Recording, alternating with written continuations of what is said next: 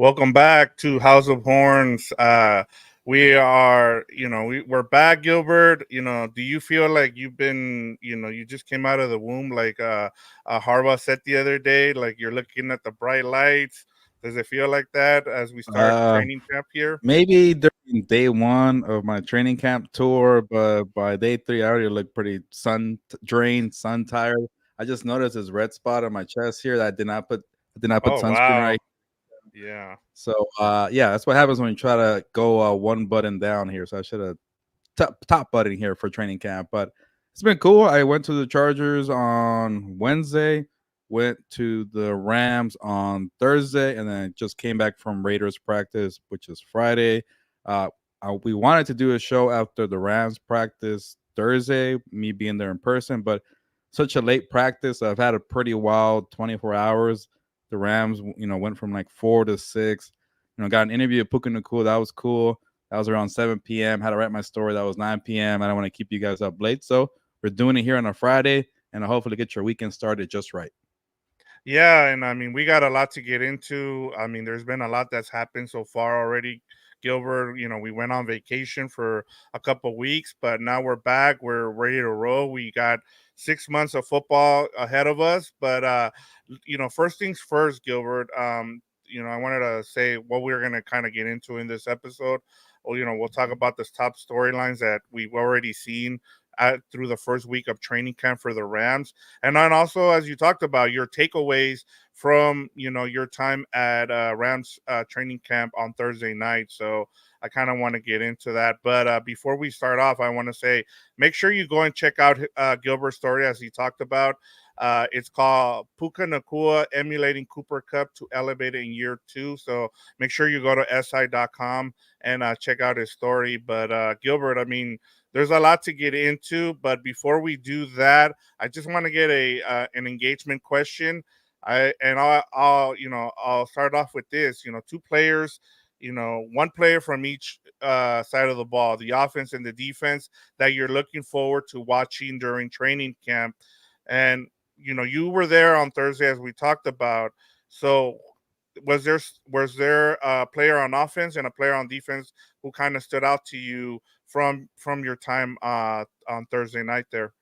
You know what? I know you're gonna ask me about Puka Nacua. Obviously, I want to see what Puka does in year two, and I wrote about it. But watching Puka Nacua closely, I liked what Darius Williams brought. But we're gonna get into the injury. But Yes. he was so competitive to go up against Puka. Like you could just tell the play that to elevate and get better. So maybe that's not a good one because he got hurt. But that was actually like the last play before the end of Thursday's practice. So he had a nice, he lost a lot of battles to Puka, but that's Puka Nacua. So going back and forth, that was cool. But I guess I'll give you one that's a player who's not hurt.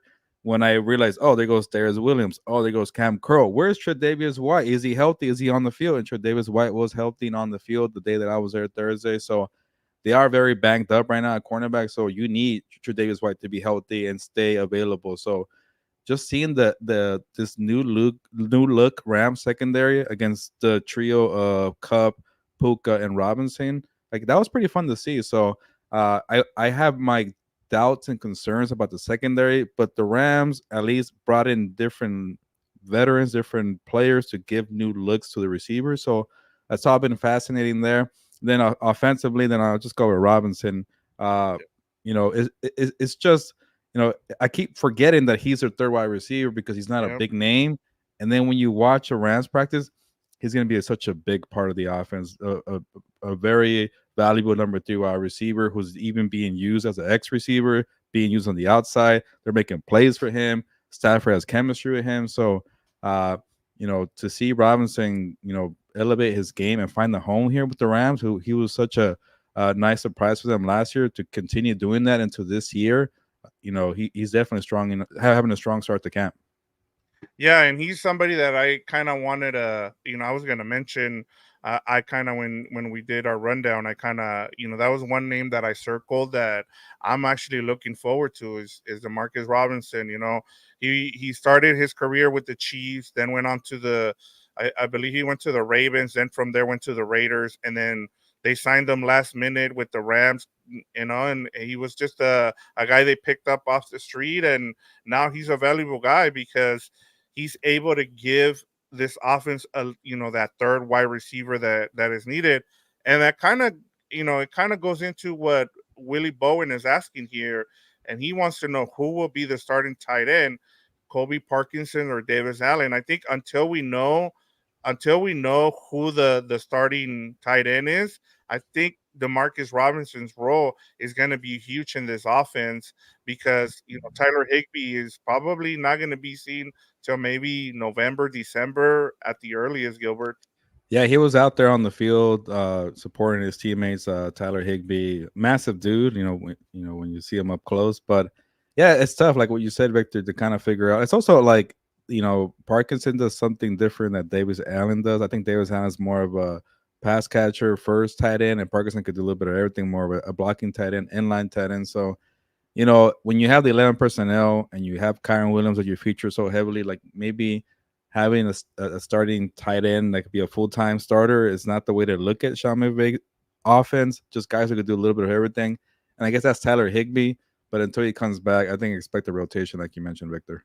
Yeah, and then as you talked about on defense and Darius Williams, and we'll get into his injuries when I have news and notes. But in terms of defense, for me, it's Kobe Turner, and I'll go back. I clipped a little video here, Gilbert, that I kind of want to share, and I think what Eric Williams had to say when he was on with us a couple of weeks ago. I thought it hit it right in the head here, and let me share that real quick. Maybe there's going to be a Okay. lot of pressure on Kobe Turner, even though they're trying not to put him in that role. They're already saying he's moving to three tech. So I mean, whether or not you want to kind of embrace that, I think there's going to be a lot of pressure on him to kind of be able to generate pass rush on his own. One last thing I'll say about that: I did talk to Wade Phillips for this story, and my sense was that from watching from just kind of a reporter's perspective, is Aaron Donald would draw double teams, and that would free up guys to get singles to be able to be successful. We saw that with Leonard Floyd. He had one of his best seasons as a pro, because he was getting singled up on the edge. But when I talked to Coach Phillips, he was like, no, we're trying to get Aaron singled up so he can win. So schematically, they're trying to do whatever they can, whether it's move Aaron to a tackle to get him to one-on-ones, or trying to free him up with schemes so that he can win, because they know he has the best chance of winning. And I had never really thought about it like that. So if that's the case, I wonder if going into this year, they're going to be trying to do things to get Kobe Turner singled up so he can win, because he's probably their best pass rusher coming back. So there you go, Gilbert. And thinking about that, that's huge, because Kobe Turner, he's already, one of the updates was he had a strained groin the other day. I don't know if you saw him during practice on Thursday, but I mean, they're gonna need him, and I want to see how they use him, whether it's during some of the um, some of the games they play against.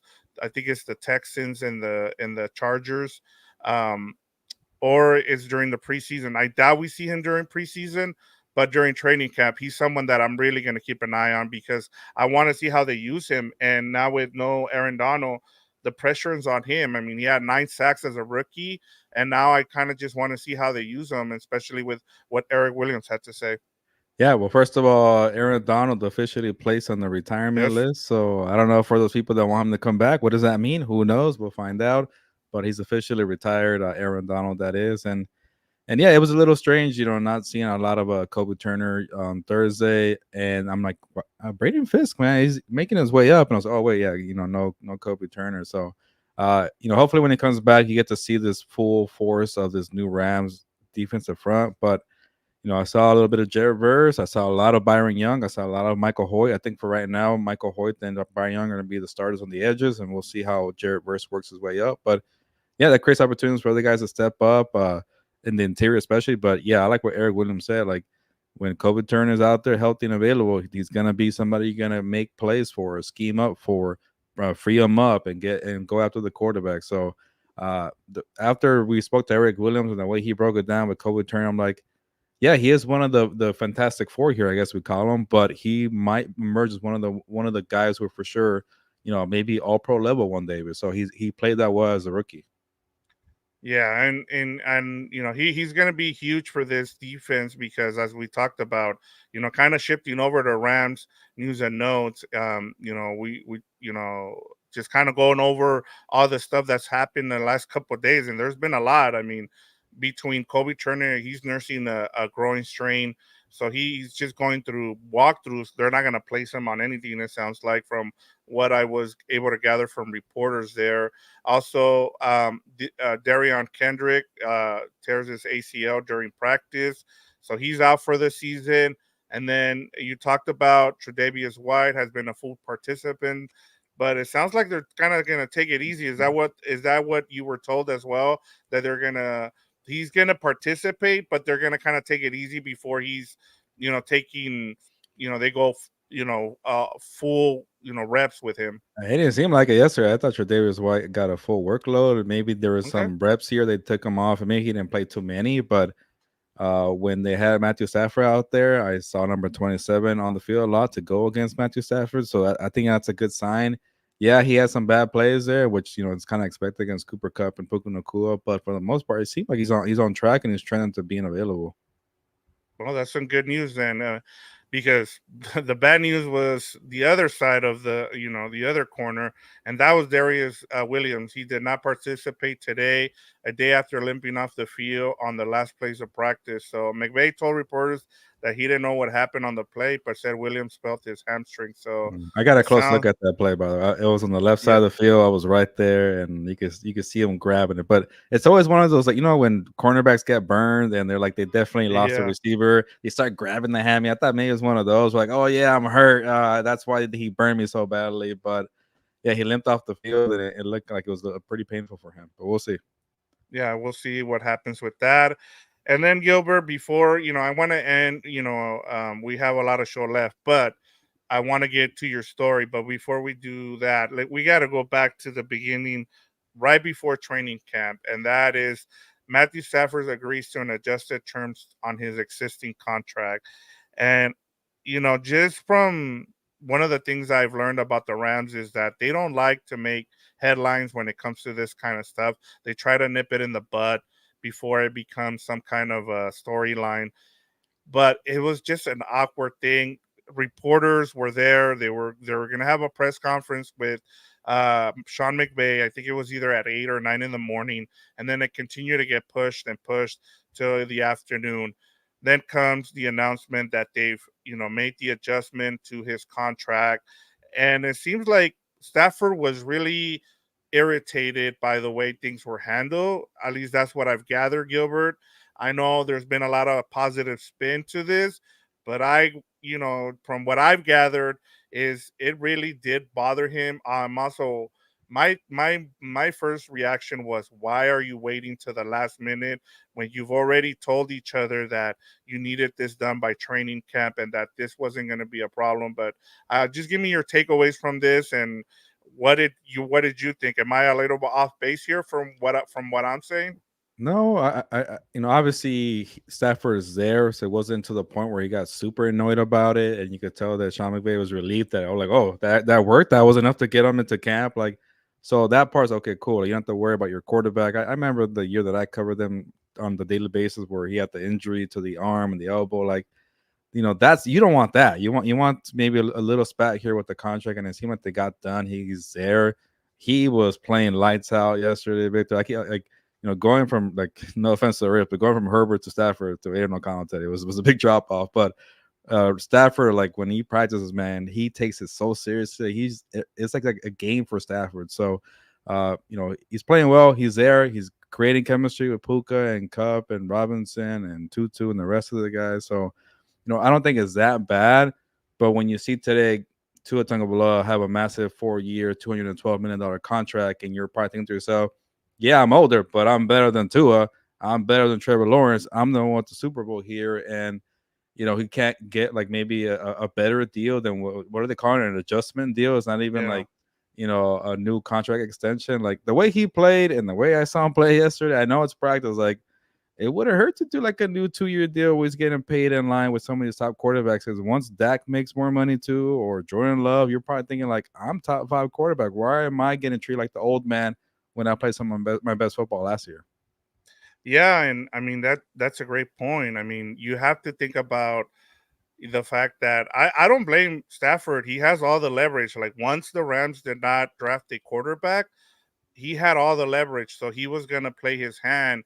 My biggest thing was, why are you waiting till the last possible, moment here? And his worth. But I think one of the things I was just like I said, I've been kind of trying to gather some information just to make sure that I understood what was going on. And as you talked about, it sounds like they just added guarantee money to the next 2 years of his contract, which he didn't have. Now, one of the things I think that he's not dumb. I mean, he saw what happened with McVay and Goff. Once Goff was done with, once McVay was done with Goff, he shipped him off. And one of the things I've learned about coaches, especially offensive guys, is that their favorite quarterback is their next guy, is the guy they can find, who's better. And for Stafford, I think he was like, look, I'm here for the long run. I showed you guys that I can stay healthy for the most part last year, and now I want to be paid. And like you pointed out, seeing what Tua got, he's starting to see that a lot of these dudes, and we'll talk about on regular compass because I started looking at all the dudes who are getting paid $50 million. Their record in the playoffs is under 500 combined, Gilbert. Yep. Like that is really bad. So, and you look at Stafford, he has a Super Bowl, and I can understand why he wasn't happy about it. And my only thing was they should have taken care of this before Tuesday, and that was my only thing was, and I can understand why he was a little bit irritated. Yeah, and it's also like confusing because we don't know what the guaranteed money means. Does that mean like, okay, you're not able to cut him next year freely, or is it just more guaranteed money this year and he has more peace of mind? Like those are details that we're waiting for. But like I get the plan a year ago, maybe was like, hey, Stafford was banged up, he was hurt. You want to run out this contract because at the time it was wild. 2 years ago, it was like he made a mistake resigning Stafford after the Super Bowl. He might not be that same guy. He's banged up with the concussions, the spinal cord contusion, and things just changed quickly. Remember the reports about him possibly being traded to the Jets, this and that. And That's the Rams why, the yeah, Rams wanted that flexibility, and they wanted to, well, let's see what's it about. Well, you're over that. Like you could tell this guy still could play. So yeah, he's annoyed about what happened last year. Maybe treat him a little better. I guess, maybe Stafford was like, it feels like, what, I had to, just kind of eat my words or whatever, or just, take a lot of crap to make the deal and show up to training camp. But you're right, Victor, when you bring up numbers with all these kind of questionable quarterbacks getting paid, and that's the way the market is. The quarterbacks who need their second contract, they tend to get paid because it's hard to find a young above average quarterback, but he's not above average. He's been one of the top 5 quarterbacks in the NFL. You could say top 10 if you want, but who cares? You could tell when this guy's on, he's definitely on it. He's won a Super Bowl. But I get age matters, but even like Aaron Rodgers, when he got to this point, was getting some very lucrative 2 to 3 year contracts where he had a lot of control with player options and things like that. And Stafford's not getting any type of power like that. So it makes me wonder, what are the Rams trying to think long term? Like, do you want to draft a franchise quarterback that requires a top 10 pick? How would you get a top 10 pick where you're trying to win now, yeah. I mean, and that's the thing that's where the leverage is with, with Stafford. He knew what he had in terms of, hey, I need these next 2 years that are I'm under contract. I think in the end, they just gave him the Aaron Donald contract, the extension, and I think that's what he really wanted. And he'll be happy now for the next 2 years. But I just this could have been just because I think the reason it's a big deal is just the way this thing was handled, and we've known the Rams to, not make a lot of noise, and for those few hours, it was made into a big deal, and as more people kind of started digging and kind of asking around as to what happened, especially with the way McVay's press conference, it was really awkward in terms of when he was asked about, hey, like what was what did he want? And he was like, oh, there was some language that we needed to get through. And that kind of told me, hey, it kind of made me think about what happened with golf. And like I said, a lot of these guys are smart enough to know that, they're, the NFL is not for long. That's why it's called, that's why, because they're gonna move on from you. And then he knew that they tried trading him last offseason. And I mean, I didn't blame the Rams because he was pretty beat up. But now they've said, hey, we're gonna protect him. They build the offensive line to make sure he stays healthy. They have a running game. They drafted a running back in the third round to be able to protect him as well with a strong running game. So I just thought it was a little weird, Gilbert. Yeah, no, same here. Like I just I get the plans change and the Rams should adjust, but they haven't, and it just makes me wonder what did they think after this season because Yeah. but again it depends on all the language that Sean McVay is talking about. Like, what does that mean? Like, are you not able to get out of Stafford's contract or what? So who knows? Whatever it was good enough for Stafford to come in. Yeah. Now, kind of transitioning, you talked to one of the breakout stars from last year in Puka Nacua. You had during in your story, which is called Puka Nacua emulating Cooper Cup to elevate in year two. So, one of the things that you talked about in your article there, you kind of went through. It's kind of your camp notes, which I thought was really cool because you break it down into different things there. You said you talk about the best thing you saw, the best thing you heard, rookie who impressed, veteran who impressed, and lastly, the song of the day, which I thought was probably my favorite part, was reading that last part about the song. And you kind of going over what it took you back to the song. So make sure you go and check it out, for all everybody who's watching and listening. It's a really good article. But just in terms of going back to Thursday night, Gilbert, just give me your takeaways of, you know being there at Rams camp on Thursday at Yeah, LMU. And like yeah. this, you're the first of all, just get being at LMU. How is that different than the other places where you've seen the Rams do training camp?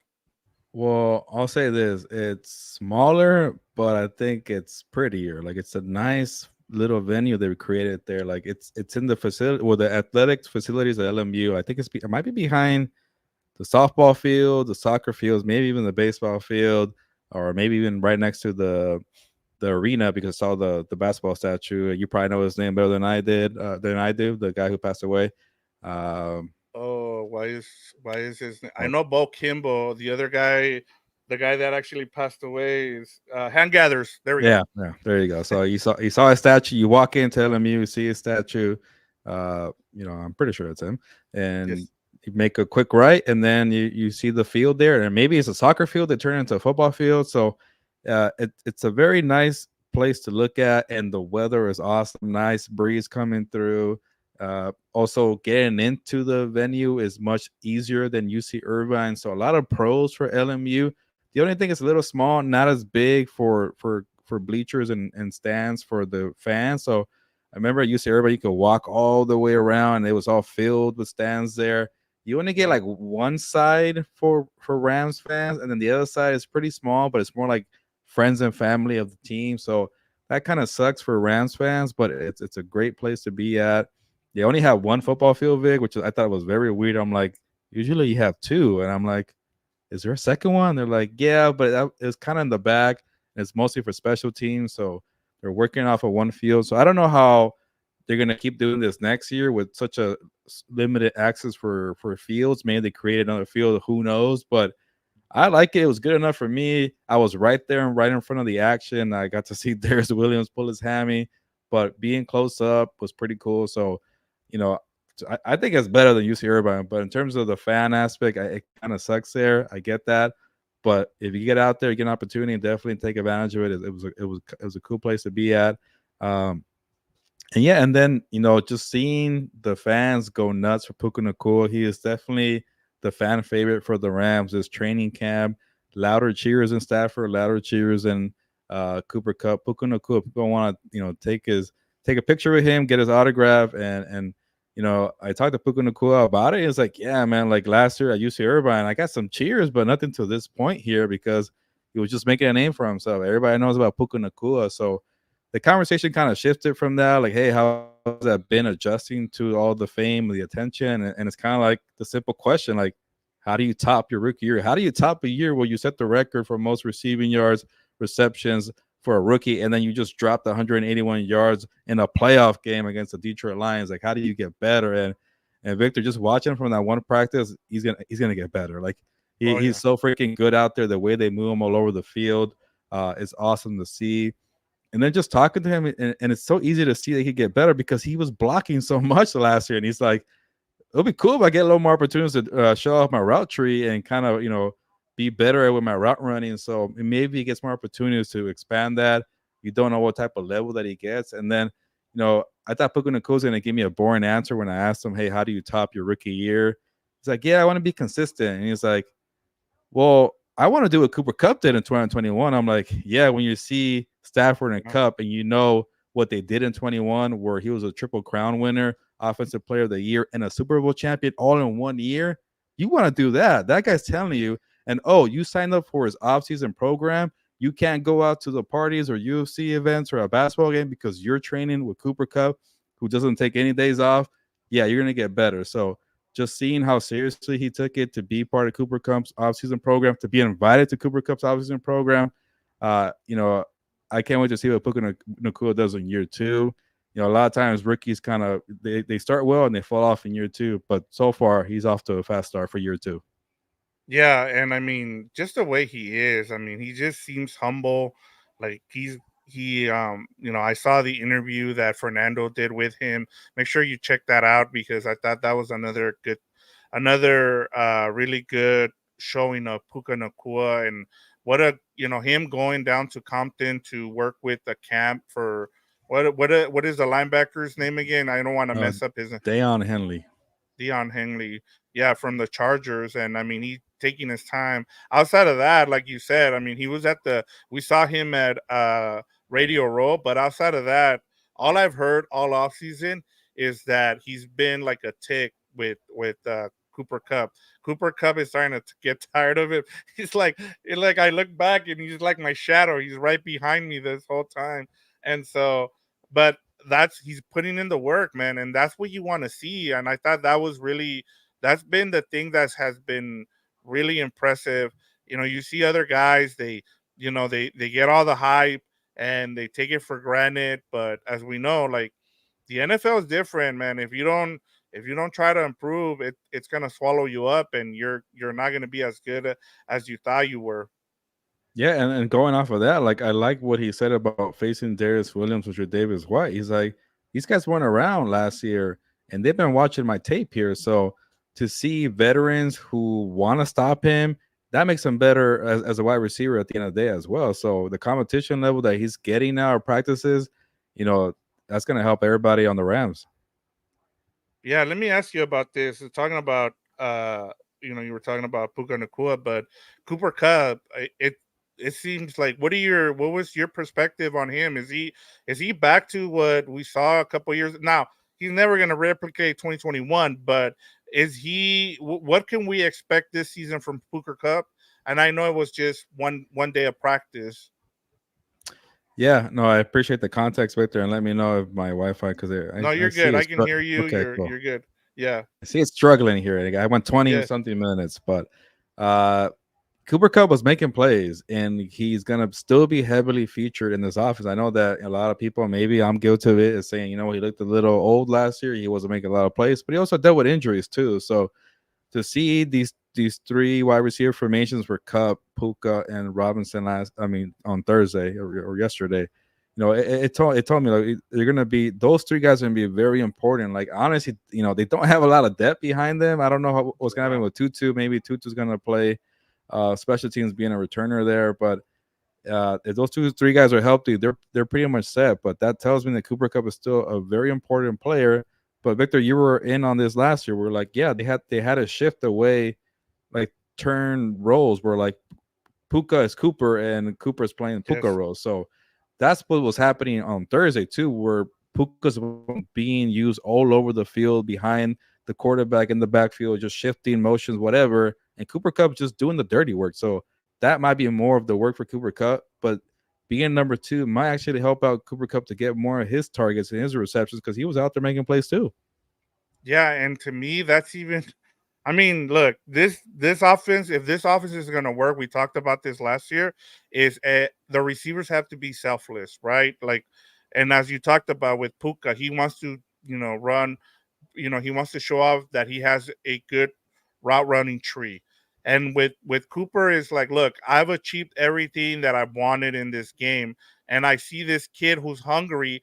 I'm gonna help him the way Woods helped me when I was, you know, in my earlier years. And I think he's seen that. Look, Cooper Cup he's paid, but he's not. He knows that if he's gonna make a mark on this team, is gonna be through doing the dirty work. As we talked about last season with Puka, we said, look, if Puka's gonna make an impact, it's gonna be him doing the dirty work, and he did exactly that. Now, plus, he took advantage of the injury to Cooper Cup to become a star player, and now it's in order for this to work this year to replicate that. Cooper Cup, number one, needs to stay healthy, and then number two, he needs to do the dirty work. And then, and he's still gonna be a big part of this offense because even with Demarcus Robinson, as we talked about, as we find out who the starting tight end is in this 11 personnel, whether it's Davis Allen or Kobe Parkinson, I think Cooper Cup is going to be the biggest key to this offense. Now thinking about it, Gilbert. Yeah, and nothing wrong with doing the dirty work and being a blocker. We saw how much the Rams thrived with Kyron Williams being in the way. Like, yeah, Puka's the main attraction and the star of the show, but I guess the heart of the offense was Kyron Williams, and you got to make sure that guy's uh, having the right lanes, the right rushing attack for him to thrive on. So, yeah, me, Puka, and Cooper are gonna have to block, even Robinson too as well. So, just kind of expanding more to Blake Corum and Kyron Williams. Like, there's so many weapons here, but I think Cooper Cup is still going to be a big vital point of the offense. And there was times where like you needed a number two to step up, and Cooper couldn't do it because of injuries or whatever age, who knows. But if he's doing what he did on Thursday, when I saw it for one day, it should be just fine. Yeah. And then shifting over to the defense here before we go, Gilbert. The name that keeps coming up is Cam Curl. I mean, and you mentioned him in your article. Just tell me about what you've seen and what's been impressive about him.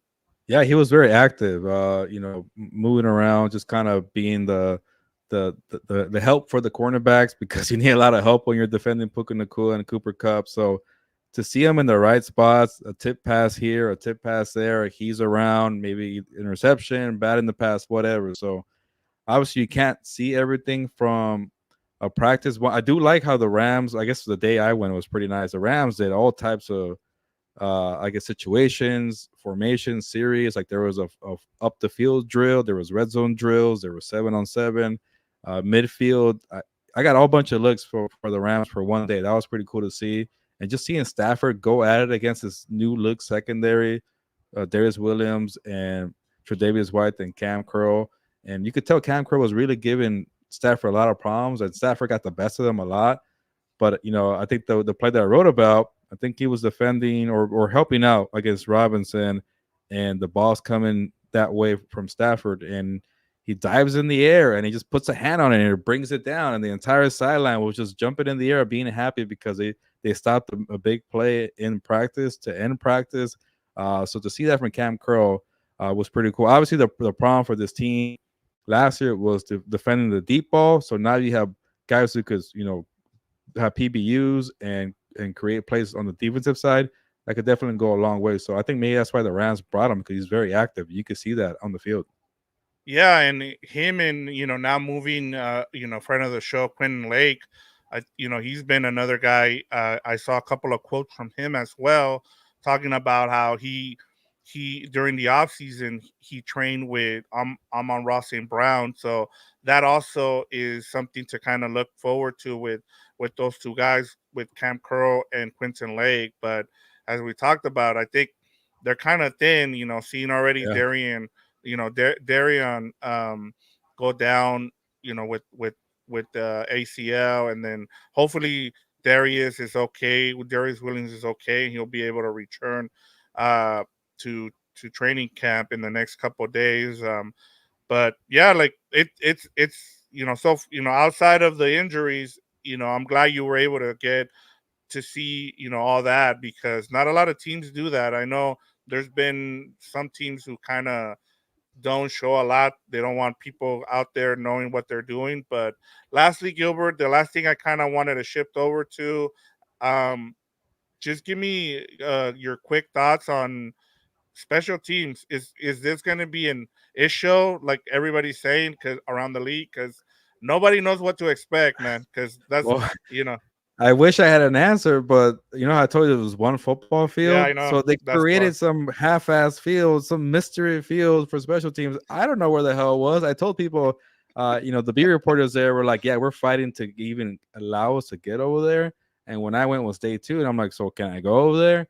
They're like, "We're not even sure yet, so maybe not." So I didn't see anything of special teams. Um, I'm like, "What the hell? I want to see the rookie kicker make some field goals. I want to see the new kickoff rule and see how they're practicing." And yeah, and then also too, like when you talk about only having one field for your main players and then like a whatever half-ass field, like how much do you really prioritize special teams? You want to have the best of the best for special teams too, right? So I guess in their defense, I did not see how this field looks. I'm picturing like some concrete there, and it's all a muddy field for special teams. Maybe it's not that bad, but it was secretive and a weird mystery. So I don't know. Maybe the Ramsby reporters got there today, but when we go next week, hopefully we Yeah, get to we'll see be there special teams. Tuesday. So yeah, I can't wait to check it out on Tuesday when we're there. But just a quick update, Gilbert. I passed through the Woodland Hills, where the new facility is gonna be at. The field is down now. They have There's two football fields there, Gilbert. I saw two football fields already. There's grass and everything. So I was able to get a little peek just as I was driving through. I wish I would have taken a picture, but yeah, it's progressing really well. So it looks like it should be ready by the time the season starts. Because, like I said, I already saw grass in that area and I saw they even have.